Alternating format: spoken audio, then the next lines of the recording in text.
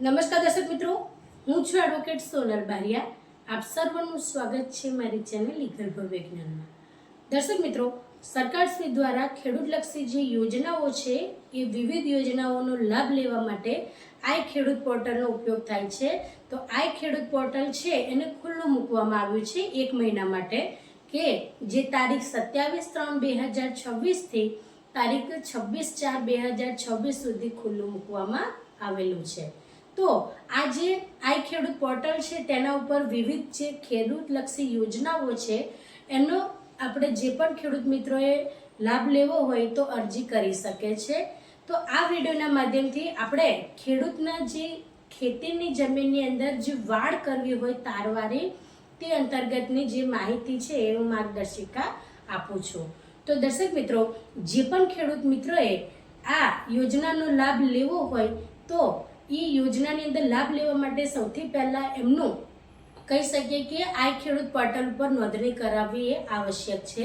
પરંતુ નોંધણી કરાવતા પહેલાં એ આ ખેડૂત પોર્ટલ ઉપર એમનું આઈડી હોવું એ આવશ્યક છે। તો જે પણ ખેડૂત મિત્રોએ જે આ ખેડૂત પોર્ટલ છે તેની અંદર જો એમને નોંધણી ન કરાવેલી હોય તો સૌથી પહેલાં તેમનું આધાર કાર્ડ સાથે એ ત્યાં આગળ એમનું આધાર કાર્ડ અને બીજું કે એની અંદર જે યોજના મેળવવી હોય તો એની અંદર તમારે ખેતીને લગતી યોજના હોય તો ખેતીના જે ડોક્યુમેન્ટ છે કે 7/12/8 જે ઉતારો છે એ પણ તમારે લેટેસ્ટ જે અત્યારનો કઢાવેલો હોય એ તમારે રજૂ કરવાનો રહે છે।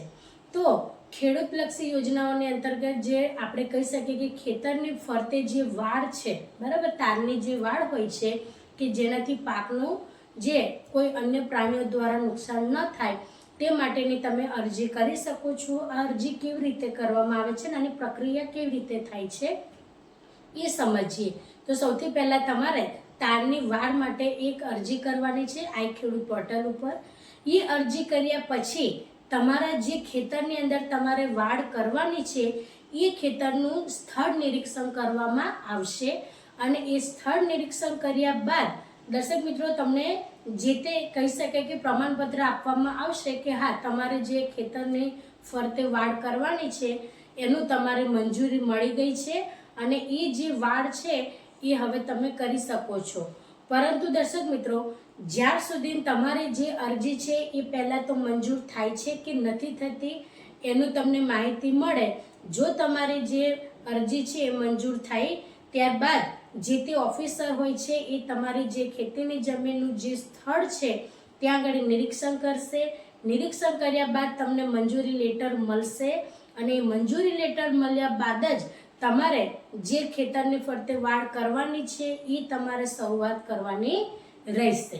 દર્શક મિત્રો, જ્યારે તમે વાડ બનાવો છો એ વાડ બનાવી લીધા બાદ એ મંજૂરી લેટર મળ્યા બાદ જ તમારે બનાવવાની રહેશે અને તો જ તમને જે તે સહાય છે એ મળવા પાત્ર રહેશે।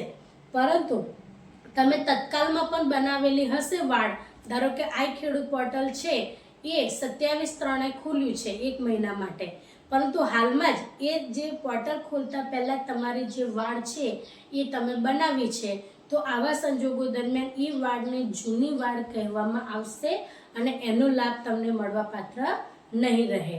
એટલા માટે જે તે સમયે જો તમે વાડને લઈને અરજી કરો છો તો એ અરજી મંજૂર થાય ત્યારબાદ તમારા જે સ્થળનું નિરીક્ષણ થાય જે તે ઓફિસર દ્વારા અને તમને જે મંજૂરી પત્ર એટલે કે આપણે કહી શકીએ કે એપ્રુવ લેટર મળે ત્યારે જ તમે પછીથી જ વાડ બનાવવાની શરૂઆત કરી શકો છો અને જે તે તમારી વાડ બનાવતી વખતે જે પણ તમારો ખર્ચ થયો છે એ જે બિલ છે એ બિલને પણ તમારે રજૂ કરવાના રહે છે અને ત્યારબાદ તમને જે તે લાભ મળવા પાત્ર રહે છે એ મળશે।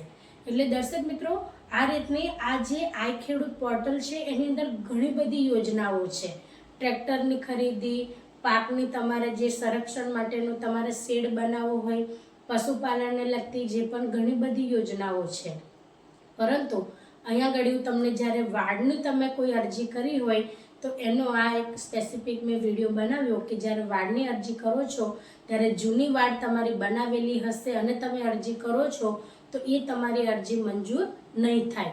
તમારે ખરેખરની અંદર નવી જ વાડ બનાવવાની હશે તેવા સંજોગો દરમિયાન તમારી જો અરજી મંજૂર થાય છે તો તમને એનો લાભ મળવા પાત્ર રહેશે. તો દર્શક મિત્રો, આ જ રીતના ઇન્ફોર્મેટિવ વિડીયો હું મારા ચેનલના માધ્યમથી તમારી સમક્ષ રજૂ કરતી રહું છું. જો તમને વિડીયો સારો લાગ્યો હોય તો તેને લાઈક કરજો, શેર કરજો અને ચેનલને સબસ્ક્રાઈબ કરજો.